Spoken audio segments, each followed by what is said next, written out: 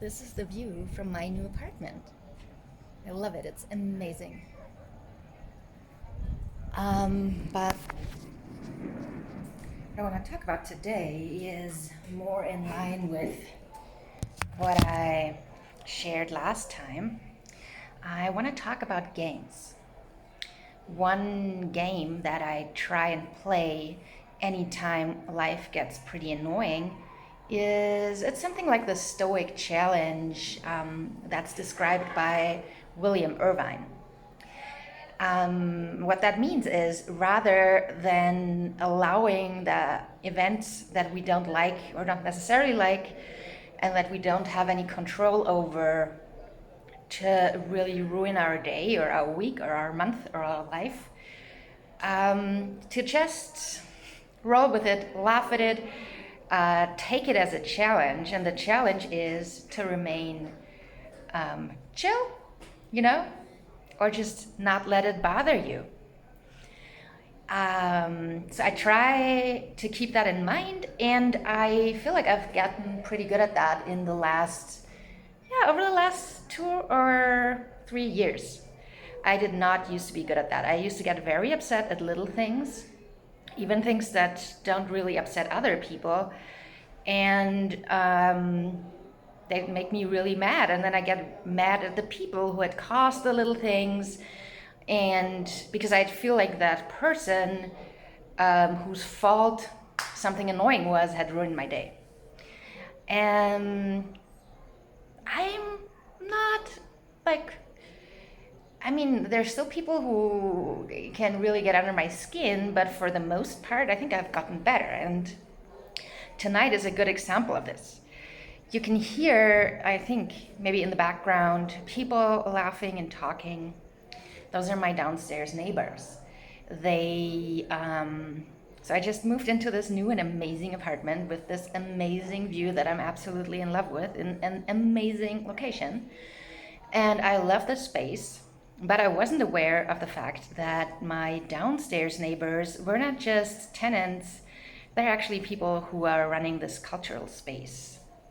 So they have painting classes, yoga classes, capoeira classes, and live music events. They have, they're praying and chanting and drumming drums during the day, and at night they have open mics, or tonight they were performing with all kinds of instruments that I don't even know the names of and singing in a foreign language, like some indigenous language, which is pretty cool. It's actually really nice to listen to if you opt into and want to listen to it. But if you're trying to work on your computer, not quite as cool. And they're out on this very big terrace that is basically, so it's as if they were performing right outside my window. But what I find interesting and what I'm actually proud of myself for achieving is that this doesn't really upset me.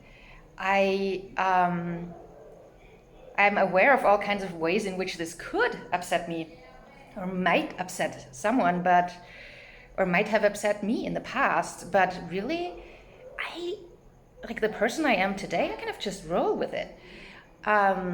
Which I find that fascinating, that I have been able to learn that skill.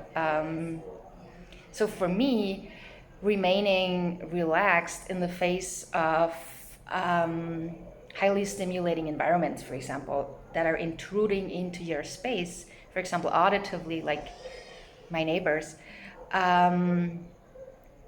that is an acquired skill for me. That was not a skill I used to have at all for most of my life.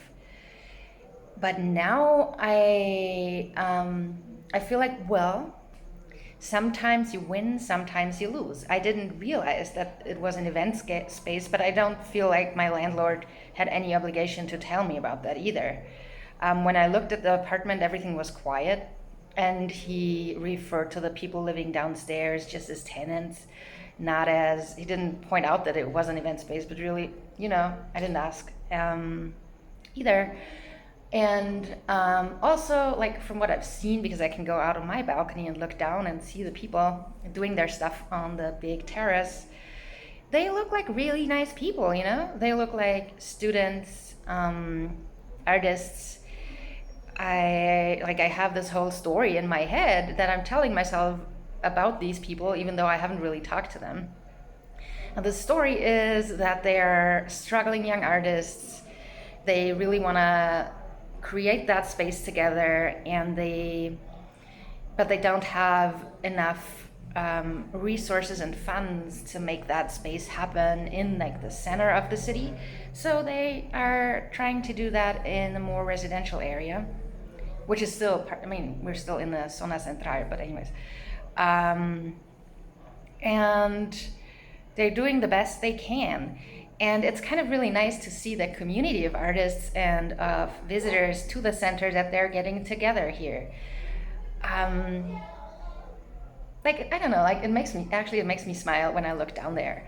I'm a bit of a loner, so I'm not tempted to join them. And also I'm not vaccinated against COVID-19 yet, so it wouldn't feel responsible to join them. But still, there's something about just seeing that there's community happening, that these people are coming together and celebrating something they love, art and music, that just makes me smile. And the fact that they're doing these things loudly and often at a time when I would like to go to sleep or concentrate on work doesn't really bother me. And I find it super interesting. I don't know exactly why that is. But I think it has to do with the fact that I realized at some point in the last year or two that life is pretty short.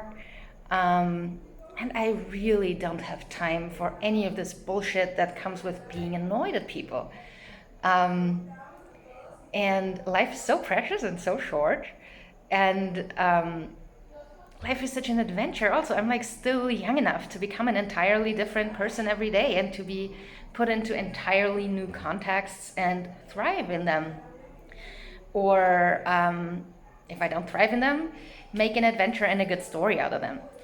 And so I used to live on this mountain, socially distant, in a nature park, in a cloud forest, by myself with mostly sheep and dogs and trees around, and I loved it.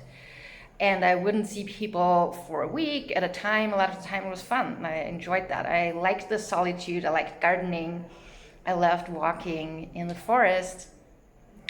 But then life happened, and now I'm in a completely different space. Now I'm in a vibrant city. I have neighbors who are celebrating every night, and I have this amazing view I showed you a little earlier. And it amazes me that at 35 years, it feels like I could still slip into an entirely new environment and adapt to it and enjoy it in ways that are obviously different than my little mountain paradise used to be, but they're also pretty amazing, and it feels like a big adventure that I'm in. And I mean, I don't think I'll probably move when my rental contract here expires. I rented this space for 5 months and told my landlord that then I would decide whether to stay or go. And I think I'll probably go because it is really a little loud, and I'm someone who likes to go to bed really early and get up early. So my favorite bedtime is between 7 and 9 p.m. And this is rarely happening these days. But that's fine. I'm going to change my rhythm and go to bed later and then sleep in later. But so I'll probably not stay past those 5 months. But those 5 months, I'm going to enjoy this location, the view and the centrality of the location. And also, the other story in my head about my neighbors who run this cultural space is they seem so nice. Like they're all good-looking guys in their 20s, 30s, and 40s. I feel like if I ever needed a snow shovel or a screwdriver, I could just ask and they would gladly lend it to me. Or if there was an emergency and I needed to leave and I didn't have a dog sitter, I could probably just ask them and drop my dog off with them. Again, without knowing these people, I just feel like that's the kind of people they would be. And that's something nice to have in a neighbor. What was I gonna say? Yeah, so I think I'll just leave after a couple months. And my landlord, by the way, who's also a really nice person, part of the reason that I felt drawn to this particular apartment was that I felt like, oh, you landlord person, actually, you're someone I would enjoy having coffee with. And, I'm biased that way. If I really like someone and I like a space, then I'm going to rent the space. If I only like the space but really don't like the landlord, after having had the landlord from hell in Austria, I don't think I would actually rent a space if I didn't like the landlord anymore. But Alex, the person who rented me the space, we actually talked for quite a while and about our lives and about all kinds of things and philosophies, and it was cool. And he asked me how I liked living here so far, and I told him that I left the apartment, that I just would have to get used to the fact that my neighbors are on the loud side. And he was really accommodating. He was like, oh, well, take notes, and then maybe I can talk to them or whatever. And I did find that really nice, and I appreciated that he wanted to help me out here. But at the same time, I feel like really I don't want to get them into trouble. I mean, so he owns the entire building, so I am renting from the same landlord as the cultural center people are renting from. But I don't wanna get them in troubles. They were here first. I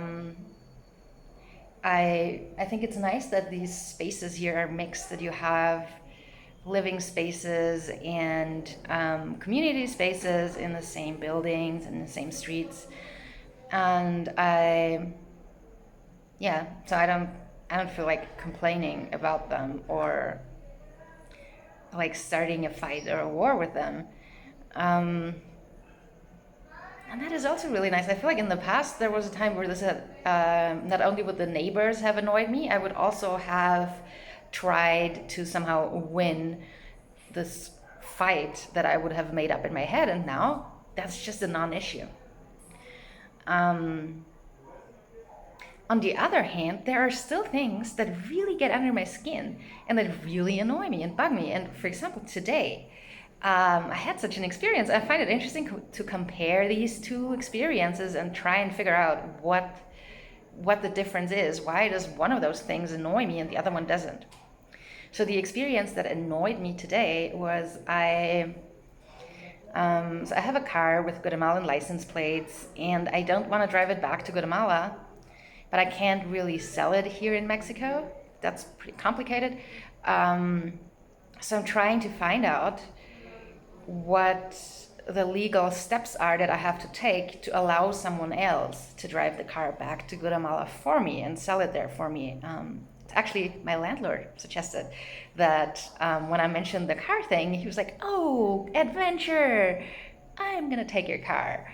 I'm gonna drive it to Guatemala for you. So I'm like, oh, great, like let me look into this. And if we can do this, if I find a legal way for you to drive it across the border, and you can sell it there for me and we'll split the profits. That's the kind of landlord I have now, which is pretty amazing. I asked on this Facebook group about if anyone knew about the legal documents or steps required, because my landlord is Mexican, and Mexicans are, I believe, not allowed to drive foreign plated vehicles. And they're definitely not allowed to own them.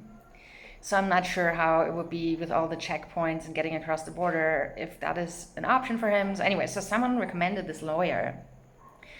And I called this lawyer's office to ask about the trámites that I would need to undertake to make this happen.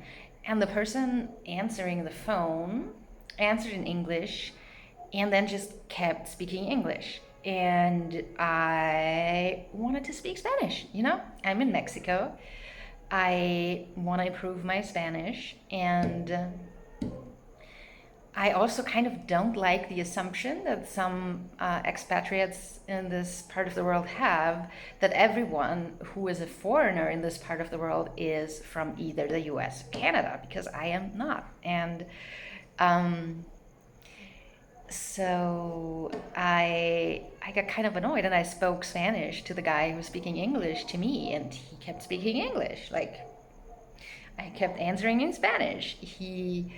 Um, also he just he kept talking and tried to like say things like before he had even listened to me make my point and ask the question, because for some reason he assumed that I wanted to nationalize my car, which I don't want to do. And if he had just let me finish in the first place, he would have known that. But instead, he would just go on like a waterfall. So I had to keep interrupting him, and I got quite rude because I don't like that, you know. Ugh. And so I was bothered both by his insistence on speaking English, and he was not a native English speaker, but his English was perfect. So it's like mine, right? But like me, you can hear my accent, so you can tell that I didn't grow up speaking English. And it's the same with him. So I'm assuming he was probably Mexican, so Spanish would have been his native language, and easily, like, I'm sure he knew Spanish. He just didn't want to speak it. And I ended up having to call that person several more times because he promised to send me something and then he didn't. And then at that point, I felt like, oh, I've already wasted so much annoyance on that project that I need to follow through so that I get something out of it, at least the information, right? So I'd have to keep calling him, and then he would keep telling me, oh yes, I'm about to send you that email, blah blah, in English as I'm speaking Spanish. And then he wouldn't send it to me, and because I know that sometimes you need to be obnoxious to get people to get something done, I just keep calling him and keep having that same conversation over and over again throughout this day because I just wanted to be done with it. And I still haven't received his email. And in the very last time we spoke today, he said goodbye in Spanish, so I'm counting this as progress. But what I find interesting is, why did that annoy me so much, while the neighbor situation really doesn't annoy me? Why is that? Well, if you have any answers, suggestions, or stories about the things that annoy you or don't annoy you, or ways you have found to turn scary situations into challenges, let me know. Bye bye.